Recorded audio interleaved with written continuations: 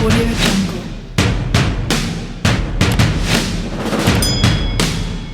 Hello everyone, this is Al Kabir, the analyst, and today I'll just be talking NFL updates. I'll be talking Jason Garrett. I'll be talking Robert Saleh. I'll also be talking about Doug Pederson possibly losing the locker room.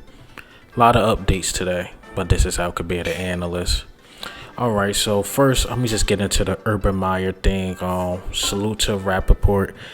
Ian Rappaport, he came out firing. The $12 million per year is not true. He's willing to work with teams, and those reports coming out about that's not true. And Ian Rappaport, he's pretty credible. So I'm gonna go with that. I'm gonna take that with a grain of salt. Urban Meyer's probably will take less than $12 million per year. One thing I am taking out of both stories, the $12 million per year or less than $12 million per year, more than likely he's going to come out of retirement, and it looks like he wants to coach in the NFL. That's what I take from both reports. The guys that saying he want $12 million, guys that saying he want less than $12 million. I see him probably going to the Jaguars. The reports and more of the reports coming out, seems like he's definitely going to the Jaguars. Next guy, I actually wanted to do a whole separate video about this because the Eagles had just been basically a mess all season. And it looks like it's carrying over to next season. Doug Pederson, us as fans, we wanted them to basically tank, and what they should have done is they should have just set Jalen Hurts and Carson Wentz. Jalen Hurts was going to win that game. And now him getting pulled, it seemed like we all as fans, we had this division between Carson Wentz and Jalen Hurts, and there was some of us that was in the middle, like me. It's like the gray area in the middle. But what we all agree on is that Doug Pederson is the problem. Seems like the locker room, even if they was with Carson Wentz, or either if they was with Jalen Hurts, but they still have a problem with Doug Pederson. Doug Pederson just didn't tank right. I'm gonna just put it at that. He failed at tanking. Seems like the locker room ain't like that approach of benching Jalen Hurts for Nate Sudfeld. Then you had some questionable calls, not taking the field goal. You try to go for the touchdown, and that ended up becoming an incomplete pass. And I get it. You want to sit pit, especially as a fan, and we're not going to the playoffs. But I guess, I'm assuming that those guys in the locker room really wanted to win the game. They really wanted to win that game. Miles Sanders spoke out. Jason Kelce said what he said about he don't care about a draft pick. Always go out there and try to win the game. And that is what it is. Let me get into Jason Garrett.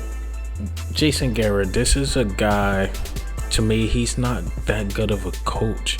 I don't understand. And, I don't want to bash the man too much, but I don't understand how guys like him get head coach opportunities. How? What impressed you about the Giants offense? Now, Patrick Graham, the defensive coordinator in New York, now he's a different guy. He could run a 3-4, 5-2, 4-3, switch up the schemes. To me, he's a pretty good defensive coordinator who can possibly transition to a head coach. But then I see these other reports like he won like 83 and like 67. How many times he won 8-8? How many times the Cowboys missed the playoffs? And then they like, the way he developed Dak Prescott, before he got hurt, I'm telling you, this season he would have historic yards, probably touchdowns. They probably still wouldn't have went anywhere, but he would have stuffed that stat sheet. To me, that's not Jason Garrett developing Dak Prescott. To me, that's more Dak Prescott developing Dak Prescott. But all these reports coming out, like maybe he can develop Justin Herbert and this and that. Or what have he won? Or what did the Giants offense show you that he deserves a head coaching job? I don't get it. I don't get these fanboys of Jason Garrett at all. And most likely he will get a head coaching job. That's just how the NFL work. They just pick their guys, and that's how it goes. And Jason Garrett, he's that guy that the NFL like for whatever reason. More of a yes man type guy. So I guess that's who the Chargers want. Another guy who been going under the radar, besides Patrick Graham, who actually he's getting some opportunities. The Giants defensive coordinator. I know I didn't put that in the title or anything. I forgot who he had an interview with. I believe it was the Falcons. It was one of those teams that got a empty vacancy for a head coaching spot. Let me get into my guy Robert Saleh. He's the defensive coordinator of the 49ers.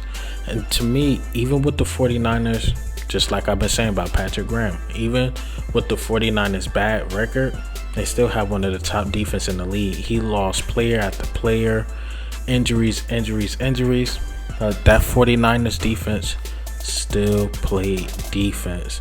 He still was coached well. He can switch it up a lot. He brings a lot of energy. And to me, he deserves a head coaching job.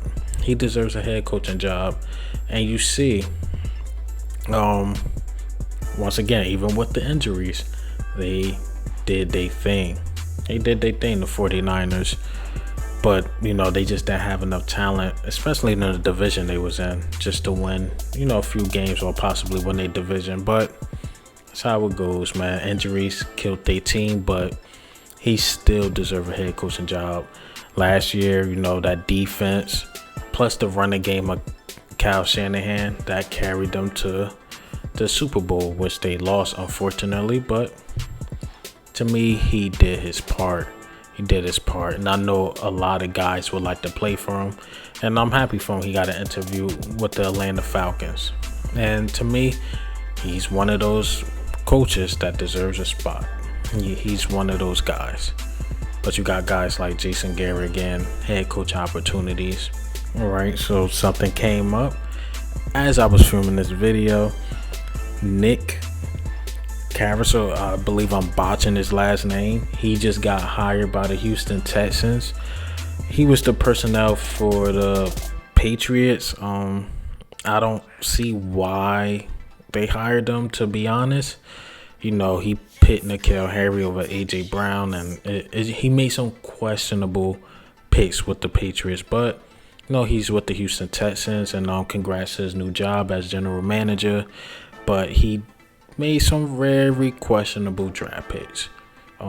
That's all I really got on that. Didn't really do any research on them a lot, but I know that was the big one on N'Keal Harry over AJ Brown. But hey, man, he goes to the Texans. Maybe he get the right squad around him.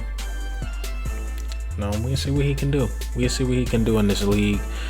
He'll be more than a personnel. He'll be a general manager. So we will see about that. We will see what he can do.